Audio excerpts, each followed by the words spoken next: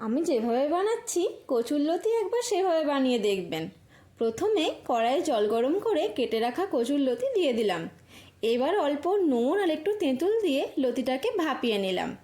এইভাবে ভাপালে গলা কুটকুট করার কোনো সম্ভাবনা থাকে না। এবার আমি সর্ষে, জিরে, বাদাম, শুকনো লঙ্কা ভিজিয়ে রেখেছিলাম, সেগুলো বেটে নিলাম। তারপর কড়াইয়ে সর্ষের তেল গরম করে কালো জিরে আর রসুন বাটা ফোড়ন দিয়ে অল্প নেড়ে চেড়ে পেঁয়াজ কুচি দিয়ে দিলাম। পেঁয়াজটা 50% মতো ভাজা হয়ে গেলে ভাপানো লতিগুলোও দিয়ে দিলাম। এই সময় অল্প করে কিছু গুঁড়ো মশলা দিয়ে দিলাম। মশলার মধ্যে আছে হলুদ গুঁড়ো, ধনে গুঁড়ো আর শুকনো লঙ্কা গুঁড়ো। এবার অল্প নুন দিয়ে সব কিছু ভালো করে কষিয়ে বাটা মশলাও দিয়ে দিলাম। তারপর অল্প জল দিয়ে আরও 4-5 মিনিট মতো ফুটিয়ে নিলাম। একেবারে শুকনো হয়ে গেলে অল্প সর্ষের তেল ছড়িয়ে গরম ভাতের সঙ্গে পরিবেশন করলাম কচুরলতির ঝাল।